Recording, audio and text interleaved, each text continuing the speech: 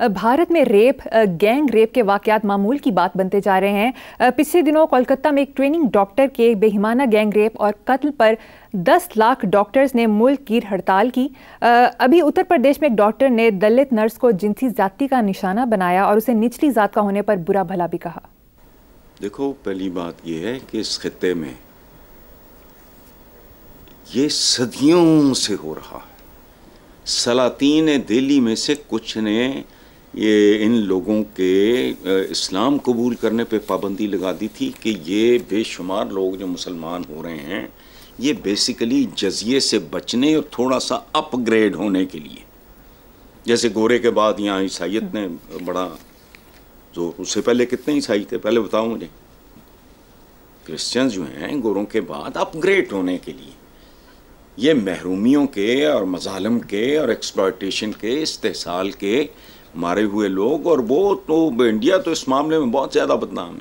वो तो है ही ज़ात पात का मुआशरा और जानवरों जैसा। उनको पता नहीं दिल्ली को क्या कहते थे, रेप कैपिटल या फलाना। इसमें जो बात काम की है जो हमें सुननी और समझनी चाहिए, मुझे नहीं पता।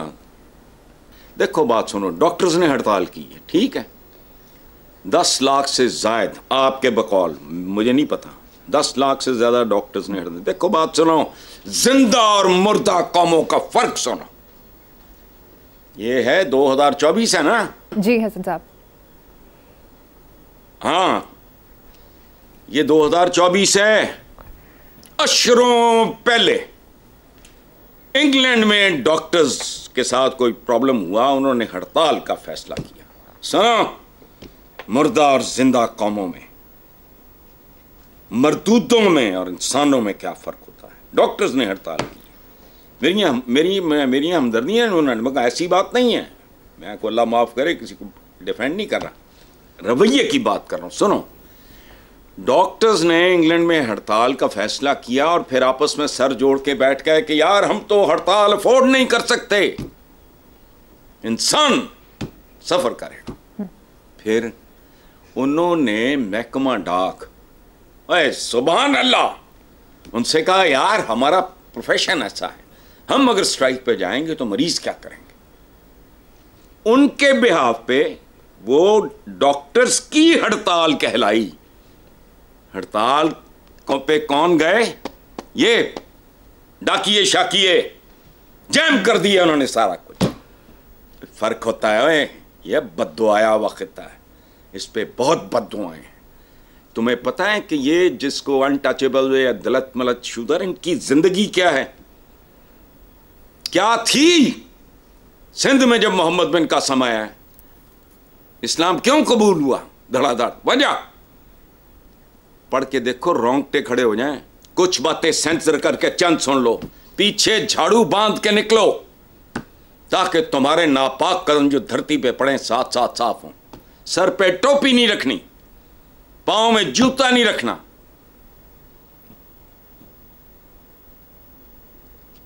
और साथ कुत्ता हो ताकि एक दलित ये वो माथे पे तो नहीं लिखा, ये सारा कुछ हो, और साथ एक कुत्ता हो ताकि दूर से पता लगे कि एक मुअज़्ज़ज़ आदमी आ रहा है, इसने रास्ता क्यों नहीं बदला। ये बद्दुआया हुआ खित्ता है, यहां इंसानों पे इतने इतने भयानक जरा। और 2024 में अगर ये हो रहा है तो मुझे भी किसी ने, मुझे अतर ने इसकी तफसीलात बनाए, रोंगटे खड़े हो जाते हैं। क्या रहे हैं पता नहीं, किसी को उसकी आंखें उसकी ऐनकें उसकी आंखों में तोड़ दी फलाना, तो वो कुछ भी नहीं है। डॉक्टर अंबेडकर थे, उन्होंने बुद्ध मत कबूल कर लिया था, जिनकी किताब है बड़ी मशहूर। तो ये भारत पूरा ये मुल्क शुल्क नहीं है, लेकिन अल्लाह ने चुके करोड़ अरब किस्म की कई मखलूक तो उसकी ऐसी है। हमने वो क्या पिछले दिनों कोरोना शरोना ने ये देखे कभी? सिर्फ इंसान, जानवर, समुद्री, खाकी, हवाई, ये मखलूकात ही नहीं गिनी जाती, और बड़ी किस्म की हैं। तो ये एक और तरह की मखलूक है। इंसानों के साथ मुशाबिहत रखना और इंसान होना, ये अलग बातें हैं। कौन जानवर होंगे ये करते होंगे, लेकिन वहां भी लेवल पता क्या है, हम वो लोग हैं, देखो बात सुनो, हम अक्ल इस्तेमाल नहीं करते, अकीदे के बल पे चलते हैं। ठीक। वो पिछले दिनों चंद महीनों पहले मैंने पढ़ा था कि पता नहीं किस उनके कोई पुजारी साहब, कोई पता नहीं कौन था, उनका कोई मजहबी या उनका मौलवी कोई इस तरह, उसने कहा कि सूरज देवता नाराज होगा कि सोलर उसकी एनर्जी, उन्होंने सोलर तोड़ने शुरू कर दिए। मैंने वो टीवी पे भी मंजर देखा है, ये सोलर पैनल्स तोड़ने शुरू कर दिए नौजवानों ने। उनका अकीदा है भाई सूरज देवता नाराज होगा। ठीक है, आगे चलते हैं हसन साहब। रुकने कौमी असम्बली नून लीग की नौशीन इफ्तिखार ने कहा कि खातून के लिबास से मुताल्लिक पीटीआई के इकबाल अफरीदी के बयान पर अफसोस हुआ, जबकि पीपल्स पार्टी की एमएनए सहर कामरान का कहना है कि बात लिबास की नहीं, बात सोच और जहनीत की है। किसी को ये हक नहीं कि दूसरे के लिबास पर तनकीद करे। क्या कहेंगे? कुछ भी नहीं कहना। देखो बात सुनो, पढ़े लिखे डिसेंट कोई ख़ानदान को आगा पीछा, कोई माँ बाप हो, तरबियत हो, तालीम हो, एक ऐसी सोसाइटी में, एक नॉर्मल सोसाइटी, बहुत वो आइडियल सोसाइटी की बात नहीं मैं कर रहा, उसके बुनियादी उसूलों में एक चीज़ शामिल है। वो क्या है? Mind your own business. अपने काम से काम रखो। तुम मामे लगते हो। अच्छा, मैं आफरीदियों की बहुत इज्जत करता हूँ, मेरा कोई दोस्त आफरीदी नहीं है।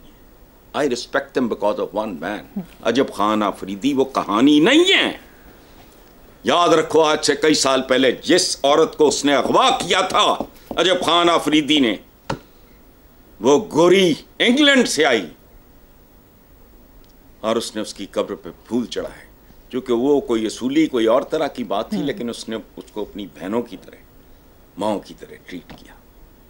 सुभान अल्लाह। आफरीदियों, एक बंदे की वजह से मैं हर आफरीदी की इज्जत करता हूँ, लेकिन ये झक मारने वाली बात, तुम्हारी अपनी दुनिया, मेरी अपनी। दूसरी बात ये, इनको बात करते हुए ये, अच्छा बात सुनो, ये अकीदे पे एतराज़, लिबास पे एतराज़, तालीम पे एतराज़, उठने बैठने पे, खाने पीने, तुम मामे लगते हो, लेकिन ये पूरे का पूरा करने वाला कोई, देखो बात सुनो, ये पूरी की पूरी कौम, इसकी इशराफिया से लेकर नीचे तक, ये जिन गैर पैदावारी, फजूल, घटिया मामलात पे अपनी एनर्जी ज़ाया कर रहे हैं, उसका चौथा हिस्सा ढंग पे ज़ाया करें, ये मुल्क इंसानों का मुल्क बन जाए। इस मुल्क की आइंदा नस्लें जो हैं वो प्रोटेक्ट हो जाएं, लेकिन वो काम नहीं करना। अच्छा, काबिल एतराज़ लिबास होता क्या है? कोई शर्म हया ही नहीं। काबिल एतराज़ लिबास पहनने वाली दुनिया चांद और मरीख पे चली गई। दुरुस्त। कैसा है? पर्दे पे एक किताब पड़ी है मेरे पास, पर्दे का एक पस मंजर है, और वो भी इस तरह का नहीं जिस तरह का हम यहाँ पे। तो छोड़ो काबिल एतराज़ लिबास और फलाना, ये इनको कोई मामे खां, ये एक सोसाइटी है हमारी, एवं भाई तुम कौन हो? ओ भाई जा भाड़ में जा, तुम कोई और बात करे। ये काबिल एतराज़, मुझे बड़ी हंसी आती है इन लोगों की ज़हनी, इनके दिवालियेपन पे। मुझे मुल्क दिवालिया होने से बच भी जाए, हम दिवालियापन, यहाँ के दिवालियापन का शिकार है, बेराह रवी का शिकार अहले मगरब। अच्छा, हूँ अमरीका के साथ अभी मैच नहीं है, कुछ चाइना का ध्यान में रखना, लेकिन चलो वो रेस में है, तो वो कौन सा है? मुसलमान है बेशक। छोड़ो। हसन साहब, नेक्स्ट खबर पे चलते हैं। वज़ीर आला सिंध सईद मुराद अली शाह ने कहा कि रिलीफ देने पर खुश मरियम, पैसे कहाँ से आए? जबकि चीफ मिनिस्टर पंजाब मरियम नवाज का कहना है कि अवाम के पैसे से अवाम के बिल दिए तो क्या गलत किया। आज ही की खबर के मुताबिक वफाकी हुकूमत ने यूटिलिटी स्टोर्स बंद करने का फैसला किया है, जबकि यूटिलिटी स्टोर्स पर 50 अरब की सब्सिडी पर अमल दरामद पहले ही रोक दिया गया। अब ये रकम बिजली बिलों में रिलीफ और दीगर मकासद पर खर्च होगी। मरियम ने एक बात बिल्कुल दुरुस्त की, उसको ऐसी ही बातें करनी चाहिए। वो अपने बुजुर्गों या बाकी सारे बुजुर्गों से मुराद, इसमें इमरान भी शामिल है, सारा शी इज मच यंगर, वो ना करे ये जिस तरह के हमारे सियासतदान करते हैं। वो हमारे हाफिज नईमुर रहमान साहब भी क्रेडिट ले रहे थे कि ये जो हमारे एहतजाज की वजह से मरियम ने भी हमले को तो क्या, तो खूबसूरत बात यह है कि अवाम के पैसे पैसों से अवाम के बिल दिए तो क्या गलत किया, खूबसूरत बात, लेकिन फिर इसका क्रेडिट ना लो। ये जो तोप चलाई है ना, ये तोप कोई नहीं है, हर चीज का क्रेडिट लेने के लिए। अब ये जो बड़ी खूबसूरत बात है, अच्छा रह गया ये कि वो यूटिलिटी स्टोर्स पे 50 अरब की सब्सिडी पे, बट ठीक है, हेरा फेरी है ना ये, इसे चतर चालाकी कहते हैं। इधर का उधर कर लो, उधर का उधर कर लो, बस कुछ भी नहीं है। हेरा फेरियां करके डंग टपा रहे हैं ये लोग सारे। और ये मुराद अली शाह साहब की ये बात इस हवाले से, मरियम के जवाब को अगर आप सामने रखो, बिल्कुल फजूल बात है कि भी अवाम के पैसे थे। अब आपने कोई कीमती सूट सिलवाना है या इलाज कराना है, चलो मैं अभी मोटी या क्रूड सी मिसाल दे रहा हूँ। एक आदमी के पास अगर पैसे कम हैं या लिमिटेड हैं, एक तरफ उसने कोई कीमती कोई डिज़ाइनर्स को ये गंद बुला, दूसरी तरफ उसको कोई माड़ी मोटी सर्जरी का सामना हो, क्या करेगा? प्रायोरिटीज़, बिजली बड़ी प्रायोरिटी है, चलो नहीं भी तो आपका ख्याल है तो चलो यही ठीक है, चूँकि आप हुकूमत में हो इसलिए आपने जो कर लिया। देखो बात सुनो, फिर ये अगर आपने सब्सिडी ख़त्म करके यहाँ से निकाल के वहाँ दिया है तो सिंध को भी दो, फिर बाकी सूबों को भी दो, फिर करते हैं। यानी अंदाज़ा लगाओ, जब ये पंजाब ने ये काम किया है तो उस वक्त हाफिज नईमुर रहमान साहब क्रेडिट में जाता है। तो भाई तू क्रेडिट लेना है, तू दफा कर यार, बावकार लोग बनो। क्रेडिट अगर लेने वाली कोई बात होगी, अवाम खुद दे देंगे। कभी नहीं हुआ, अवाम कभी उधार नहीं रखते। तुम उन पे जुल्म करो, ज्यादती करो, उन्हें एक्सप्लॉइट करो, उन्हें जलील करो, उसमें तो शायद वो लिहाज कर लें।